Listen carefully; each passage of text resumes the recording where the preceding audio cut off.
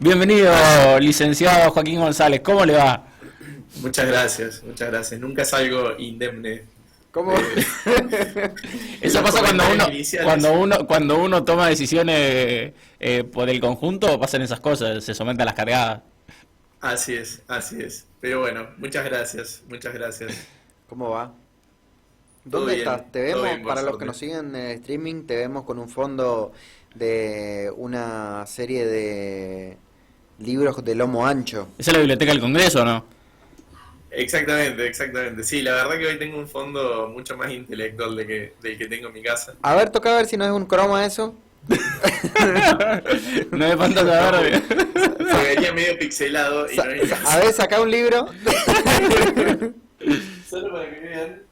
Ah, Ah, mirá, parece que sí. Oye, se da vuelta el fondo, ¿eh? ¿Por qué agarraste justo el que dice combatir el capital? Bueno, estamos con Joaquín González. Bienvenido de vuelta, segunda presentación. Se muchas armó, gracias. Muchas gracias. se desconoció.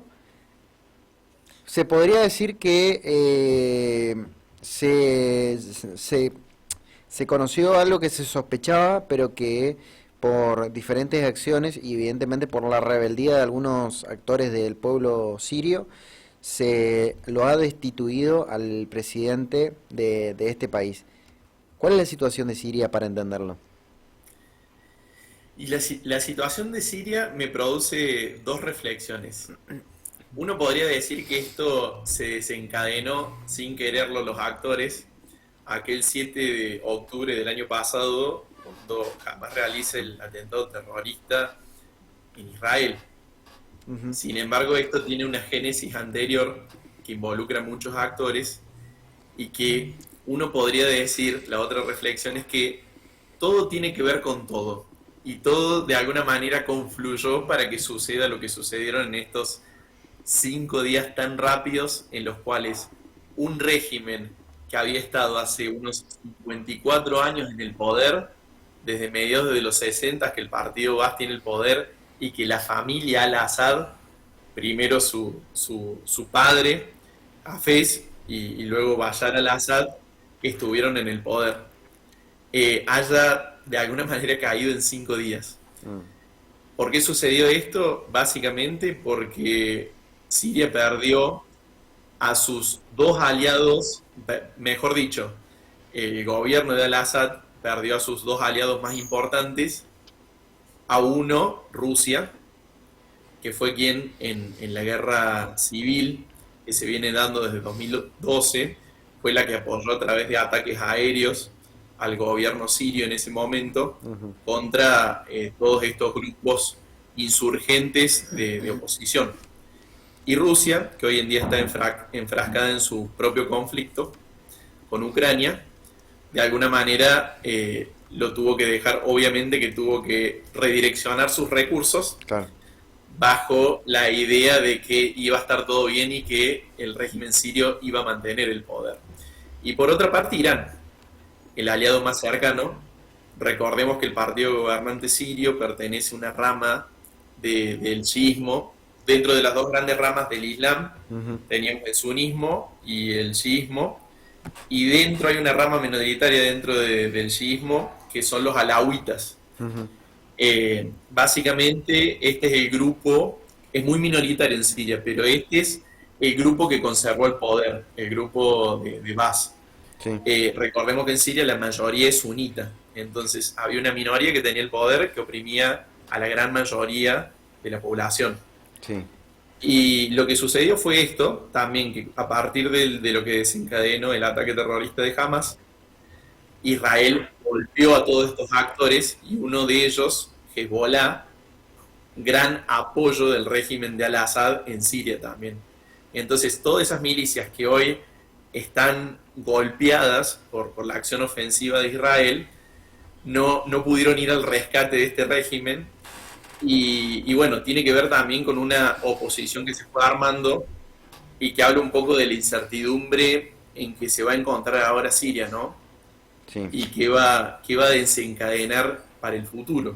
¿Cuál es la Porque, situación actual, Joaquín? Porque vos bien señalás, es un régimen que estaba en el poder hace más de 50 años. Es todo un proceso de reorganización interno. Y por otra parte, el ex dictador al-Bashar está refugiado en Rusia con su amigo Vladimir Putin, tema que también es no menor porque la comunidad internacional obviamente va a buscar sacarlo de ahí. Sí, yo creo que lo más preocupante es la situación de Siria en general y de su población. Recordemos que ha sido la guerra civil, ha sido aún más cruenta que lo sucedido, por ejemplo, en Libia. Tenemos más de 6 millones de sirios desplazados a otros países a lo largo de casi 10 años de guerra civil, 600.000 muertos, la infraestructura de Siria y la economía de Siria totalmente destruida, sin control, y lo que trató de hacer este grupo, el grupo mayoritario está dirigido por esta persona de apellido Al-Jolani, que ha salido principalmente a comunicar, a tratar de dar tranquilidad, yo creo, hacia el exterior y hacia el interior, de que este gobierno es un gobierno de transición y que se van a respetar las minorías. Yo no creo que sea tan así. Lo que viene ahora va a ser una guerra por el poder, Sí. donde los actores externos van a seguir jugando, y mucho, principalmente Irán, que está dentro de todo este proceso golpeadísimo. Significa también para Estados Unidos una apuesta que no le ha salido tampoco, porque recordemos que Obama en algún momento, si bien mucho despotricaba contra Al-Assad, terminó, como ahí también estaba el Estado Islámico, terminó diciendo, bueno, entre el Estado Islámico y Al-Assad es el mal menor. Ujú. Y de alguna manera terminó no haciendo nada. Claro. Para Rusia también es un golpe, pero bueno, principalmente conlleva una situación de mucha inestabilidad. E Israel ha actuado más que preventivamente, ha actuado ofensivamente, porque ya ha desplegado tropas en los altos de Golán, que es la frontera que tiene con Siria, y que es una zona que se ha anexionado en la Guerra de los 7 días, ya hace unos 40 años, que por derecho internacional la debería devolver, pero que obviamente no lo va a hacer tampoco. Pero bueno, la situación de Siria yo creo que es preocupante. Obviamente que hay mucha alegría de toda la comunidad siria, porque significa el fin de un régimen que ha utilizado armas químicas contra sus ciudadanos, que ha torturado y ha desaparecido a sus propios ciudadanos. Entonces, obviamente, hay una alegría de que esto llegó a su fin, pero la alegría va a dar paso seguramente en los próximos meses a una gran incertidumbre y a una lucha de poder que puede ver enfrascada de vuelta a la población de Siria. Y en un poco de casualidad y un poco de intencionalidad, ¿Israel tiene que ver directamente con todo esto? ¿O es la casualidad lo que llevó al que un poquito más arriba, entre Ucrania y Rusia, se esté dando el conflicto hace más de un año, que Israel haya tomado forma y haya decidido avanzar, que Hezbollah se haya debilitado, y todo este cúmulo de acciones que, por un lado, pasa esto que decís, que el pueblo sirio se siente de alguna manera liberado, si se quiere, pero la reunificación o el orden luego de esta clase de regímenes siempre termina siendo bastante más complejo. Ahora, Israel en ese rearmado, ¿podrá tener algún tipo de lugar? Seguramente que sí, seguramente que sí. Israel generalmente, al menos a nivel gubernamental, pero principalmente de sus agencias de inteligencia, siempre actúa un poco en las sombras y siempre trata de apoyar quizás a los actores que más le puedan redituar en términos de su propia seguridad. Lo que hay acá también es una pulsión entre los grandes actores regionales e internacionales. Regionales primero, de diseñar de tal manera el concierto y la primacía de actores para garantizar su propia seguridad o su propia primacía. Eso es lo que quiso hacer Irán también por muchos años. No adrede apoyaba el régimen de Al-Assad en Siria, sino también al gobierno que sucedió a Saddam Hussein en Irak, por ejemplo. Pero bueno, recordemos por ejemplo que Irán está muy golpeado, el líder autocrático de Irán, Khamenei, este ayatolá, ya está pisando los 85 años, cerca de su desaparición. La Guardia Revolucionaria y Hezbollah, que es la milicia iraní, libanesa, pero con fondos iraníes, está muy golpeada también, pero bueno, también ha sabido sortear situaciones más peligrosas. E Israel también. Para Israel va a significar seguramente esto, seguir presionando sobre Hezbollah, que está muy golpeada, y contra Hamas. Hasta ahora se han dado las cosas más o menos como quería Israel. Pero bueno, la cuestión sigue siendo su frontera norte en sí. Y bueno, la otra cuestión para Turquía, que es el otro actor importante acá, es garantizar cierta estabilidad. Turquía siempre ha tenido ahí una minoría enemiga del gobierno turco, que han sido los famosos kurdos. Los kurdos es un pueblo que existe hace más de 1000 años, pero que no tiene nación alguna. No hay una nación kurda, hay una región que se llama el Kurdistán, y viven desperdigados entre Turquía, Siria e Irak. Han combatido al Estado Islámico en Siria, y también tienen presencia en Turquía, pero bueno, es una minoría que Turquía se ha encargado también de oprimir y mucho. Entonces, Turquía de alguna manera lo que quería era un poco también la caída de este régimen para poder también someter en su frontera ahí con Siria al grupo kurdo, a los kurdos en sí. Ahora bien, lo que sucedió a raíz obviamente de este levantamiento, del desplazamiento de el presidente, el dictador sirio Bashar al-Assad, son las imágenes del famoso campo de...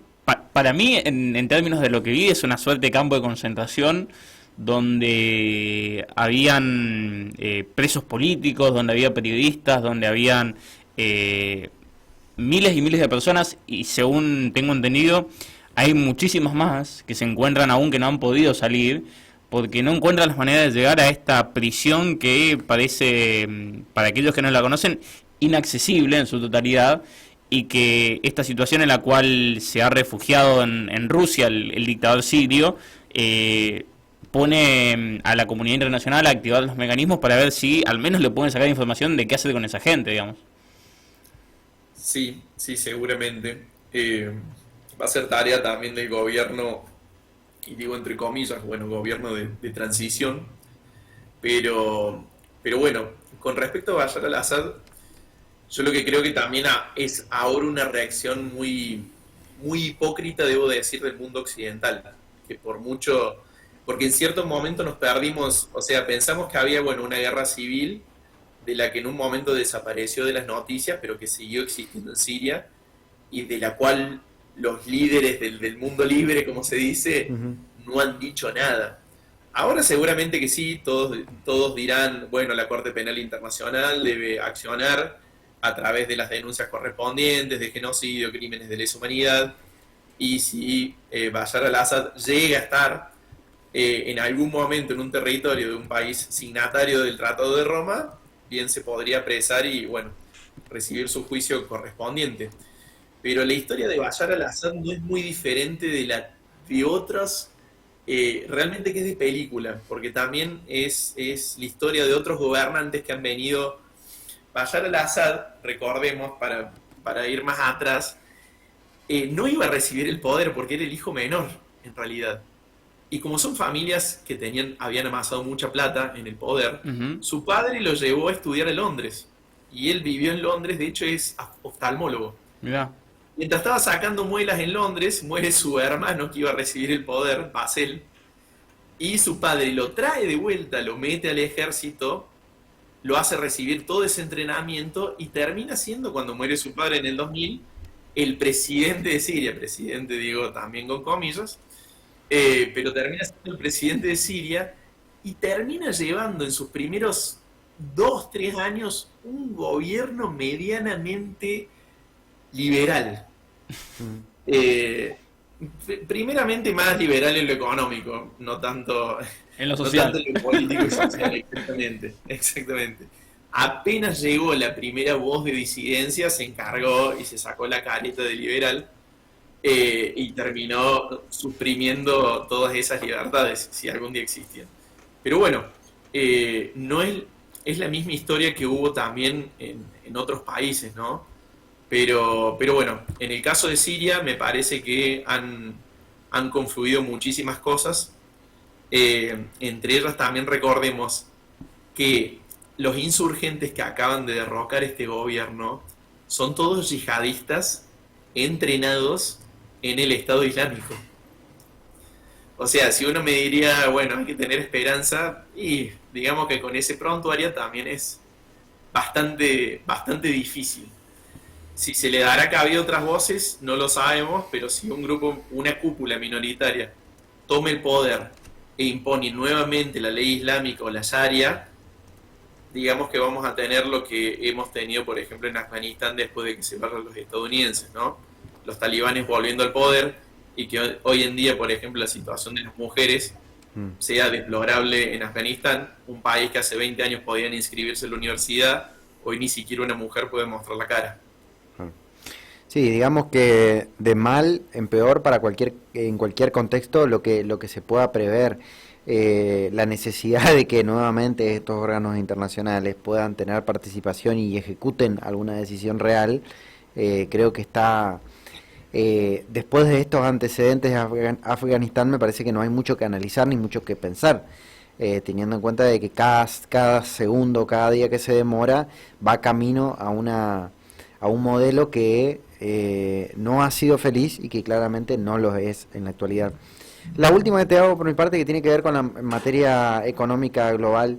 Siria es uno de los países que ha tenido una pérdida en materia de petróleo en cuanto a los barriles, en cuanto a la venta y demás, pero seguramente puede tener algún tipo de implicancia a nivel global. ¿Crees que puede influir esto que está sucediendo en esto, El precio del en el petróleo. precio del petróleo? Sí, no lo quería decir así, pero vamos a ponerlo en esos términos. Sube la nafta el fin de semana, ¿no? Claro. Me voy. Demasiado pronto para decirlo. Bueno, entre los principales exportadores está, pero, pero bueno, yo la verdad que tampoco vengo siguiendo el precio del crudo o del barril de crudo como para decir que esto cómo va a influir. Lo que puedo decir a grandes rasgos es que a los actores más grandes o a las potencias y a aquellos que necesitan más de los combustibles fósiles y que han tenido presencia, Estados Unidos históricamente y China en los últimos 20 años, con su presencia también en la región, Este es el momento de decirle va la perdida, digamos. es- este es el momento, sí o sí, para China el único objetivo es estabilizar la región, pero justamente pensando en estas cuestiones, ¿no? En estabilidades macroeconómicas, si se quiere. Sí, tal cual. Pero bueno, lo otro que me surge como reflexión también a grandes rasgos, porque a veces en los países árabes también se quiso, es muy difícil pensar en un sistema, a ver, democrático, porque tampoco se coincide con regímenes de representación de intereses, de intereses partidarios, sino más Ujú. étnicos y de corrientes dentro del Islam. Y como han tenido, después de su independencia, generalmente han venido o generales o civiles que se han quedado y se han eternizado en el poder, las elecciones terminan siendo en sí una fachada y una legitimación de dudosa procedencia. Entonces es muy difícil, quien no está acostumbrado a hacer un proceso donde se escuchen todas las voces para armar un nuevo Estado, es muy difícil pensar que eso va a suceder de la noche a la mañana. Claro. Bien.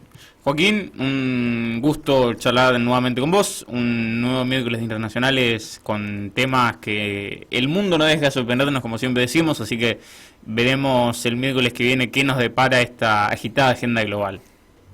Así es. Detrás de qué biblioteca me encuentra también. Tal cual. A ver en qué parte del mundo te encontramos. ¿Qué? ¿Se da a las Así es. 7? ¿Se da a las 7:30? ¿Se da a las 5 de la tarde? Ya lo Me veremos. interesa conocer la de Berlín. Y acá no recibimos viáticos de corresponsal, el otro. que- Ah, viene con mangazo. Bueno, está bien. Yo lo dejo al final, no lo tengo que- Joaquín, abrazo enorme, Gracias. buena semana. Chao, chao. Un abrazo grande para ustedes, buena semana. Chao, chao. Buena estadía. Joaquín González, nuestro analista internacional. Rotativo y venimos. Little